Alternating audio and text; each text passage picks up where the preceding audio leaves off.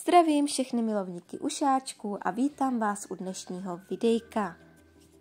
Dneska se podíváme na onemocnění pododermatitida, neboli na otlaky u králíčků.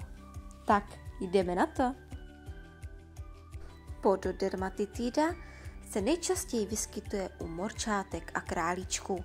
Je to onemocnění velice bolavé, postihující kůži, svaly, šlachy a dokonce i kosti.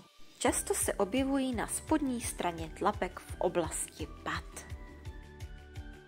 Jak tato nemoc vzniká? Zánět vzniká nadměrným tlakem či třením právě na paty. Postihuje všechny plemena králíčků, ale zakrslí jsou mnohem náchylnější právě kvůli jejich malému vzrůstu a citlivější pokožce. Mezi další rizikové faktory patří nevhodný povrch podestýlky nebo podlaha ve výběhu. Nadváha, kdy obézní jedinec vyvíjí větší tlak na tlapky díky své váze. Špatná hygiena, nečistota, vlhká podestýlka a ta právě může způsobit infekci. A nakonec nedostatek pohybu. Pokud králíček tráví čas na jednom místě, tak právě vyvíjí opětovný tlak na tlapičky. Jaké jsou příznaky? Je důležité, aby jsme tlapky králíčkovi pravidelně kontrolovali, hlavně pokud je vystavený již zmíněným rizikovým faktorům. Změny na tlapkách. Mezi počáteční příznaky patří zarudnutí, otoky a otřeniny na patách. Poté holá místa, strupy na kůži, krvácení a hnisání. Mezi pozdní příznaky patří změna chování, snížená aktivita či apatie. Samozřejmě citlivost při dotyku a neochota se pohybovat. Pokud u králíčka vypozorujeme tyto příznaky, musíme zahájit včasnou léčbu. Možnosti léčby otlaků. Záleží na fázi onemocnění. Většinou stačí změna v péči o králíčka. Později je však nutná ošetřovatelská péče. Za prvé zlepšení prostředí. Měkká, čistá a suchá podestýlka a na dno výběhu či klece buď dečky nebo kobereček. Do toho patří i udržování správné hygieny, takže pravidelné čištění domečku. Za druhé kontrola váhy. Pokud máte obézního ušáka, musíte mu upravit jídelníček a zvýšit u něj pohybovou aktivitu. Za třetí antibiotika a ošetření ran. V horším případě může dojít k infekci. Na veterině nám lékař předepíše vhodnou léčbu, antibiotika a antiseptické masti. Ty chrání rány, zabraňují šíření bakterií a podporují hojení. Za čtvrté bandáže a botičky proti otlakům. Může se stát, že vám na veterině doporučí bandáže na tlapičky. Ty snižují tlak a chrání postižená místa. A konečně se dostáváme k botičkám pro králíčky. Ty jsou skvělým řešením při problémech s otlaky.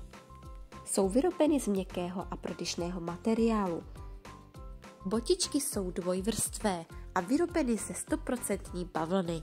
Navíc uvnitř se nachází kojenecký plyš, který je měkoučký. Přiléhají na tlapky, aniž by je svírali. Poskytují tak úlevu a ochranu při každém kroku.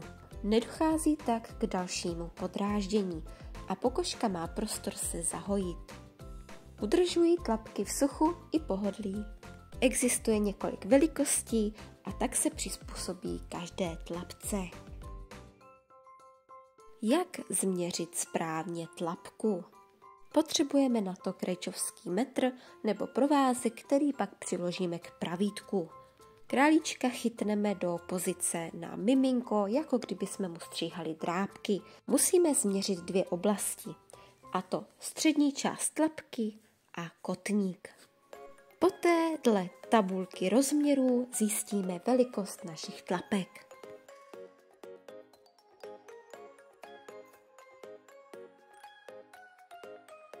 Jak nasadit botičku?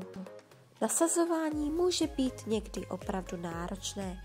Králíčci můžou být nervózní a zkrátka nemají rádi, když se jim šahá na tlapky.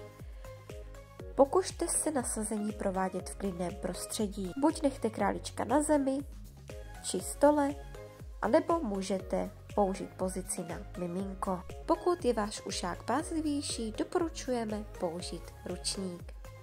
Poté vemte botičku a opatrně a jemně ji nasazujte králíčkovi na tlapku.